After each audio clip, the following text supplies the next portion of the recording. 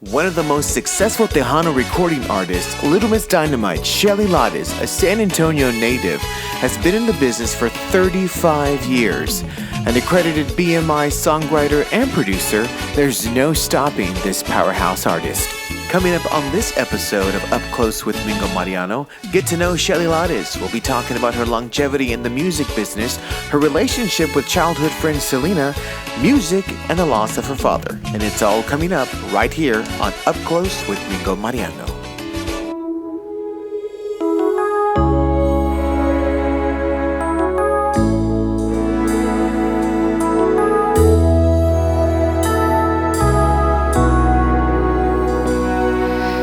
Triste ver la noche si no estás. No puedo más, no quiero más.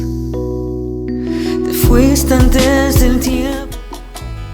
I think right out of the gate, my dad had a really big influence as far as protecting me from the hardships, I guess you can say. He was pretty much the shield for me to do that.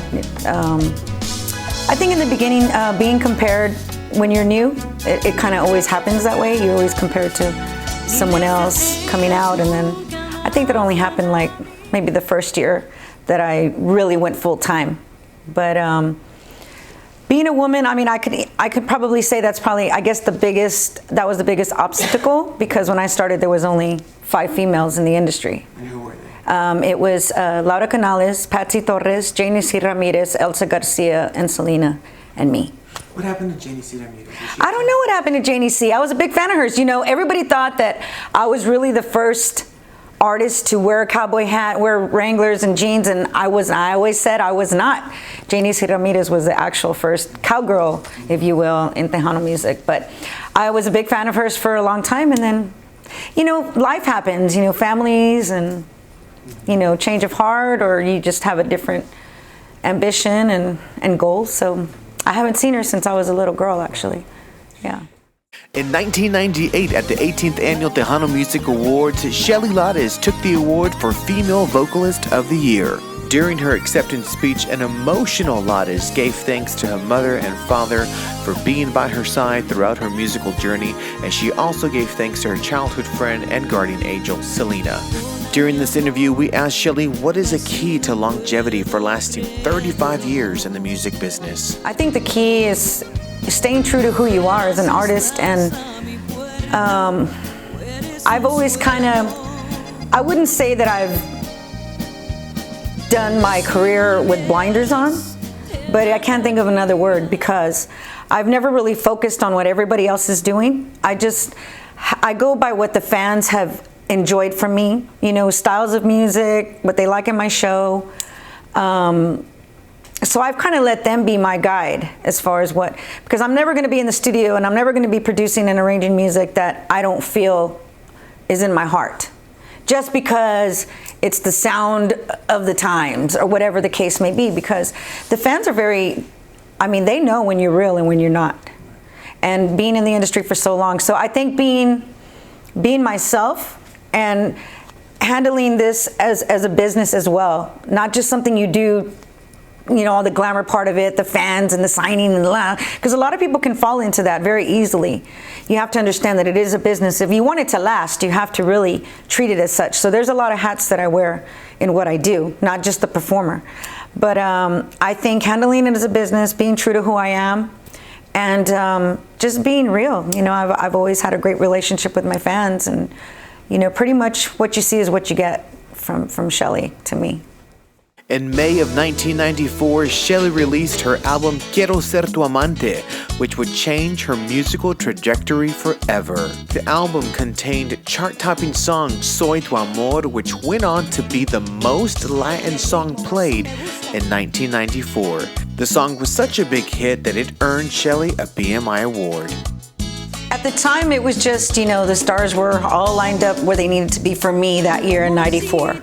The reason that we wrote Soy Tu Amor was because the style of the music that was on, and only the reason I knew that was because I was opening up for La Mafia, for Mas, and the style that was hitting at the time was the slower cumbia, like No estaré pensando en ti You know, those songs were real slow for Mafia.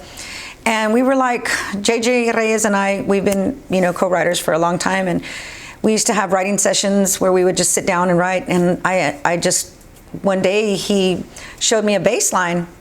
And he's like, we should do something like a little with reggae feel. And it's like, all right. So he just started, you know, playing. And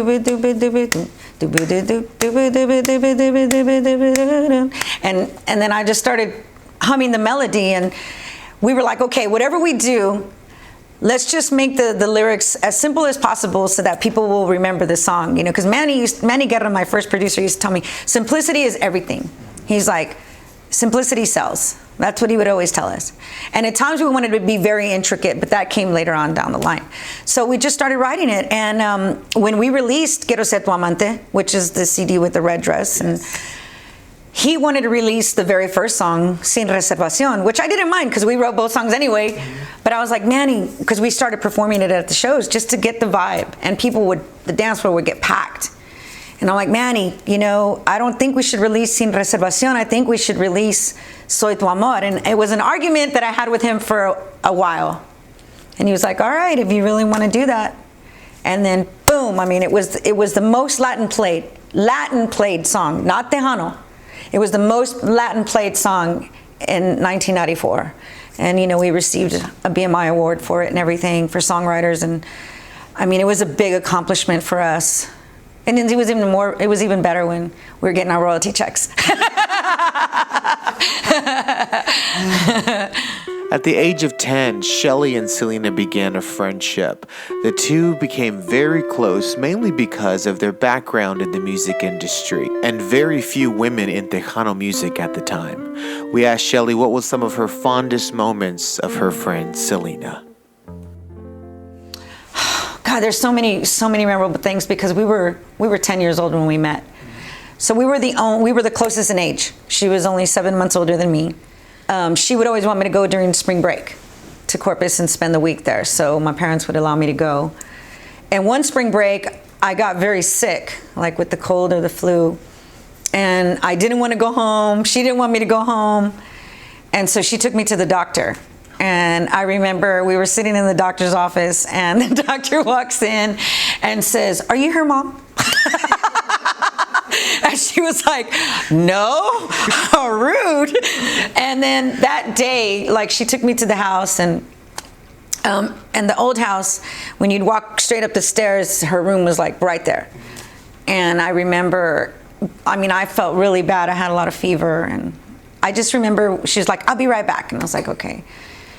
And I see her coming up the stairs with soup and crackers and my medicines. She had gone to get my medication and stuff. She paid for everything and just made soup for me. And I was like, oh, you know, that's my friend. She's taking care of me. So. Do you miss her? All the time. All the time, but I feel her presence all the time. And it's so weird because I can have very intricate dreams. I don't know if that's just the creative person in me. But it's not about everybody. I've only had three people that I've dreamt very detailed, and she's one of them.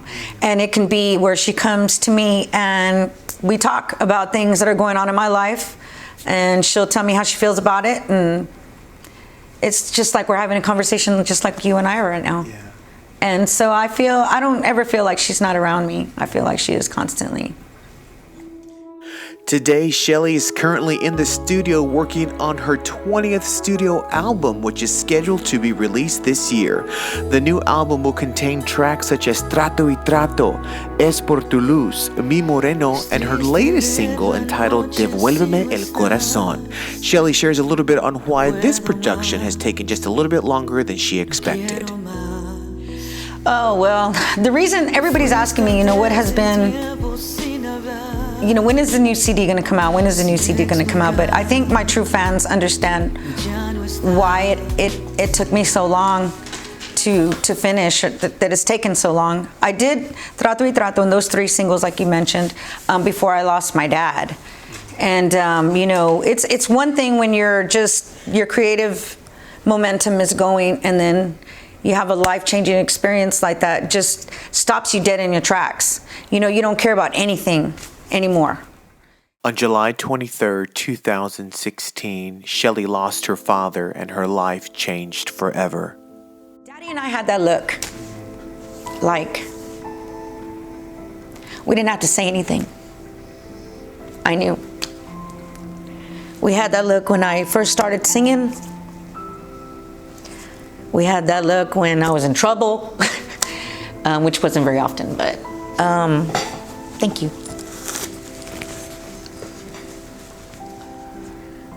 We just, and even when he was sick, like at the times when he couldn't talk, I knew what he wanted because I knew his look. Even my mom wouldn't know. It was weird.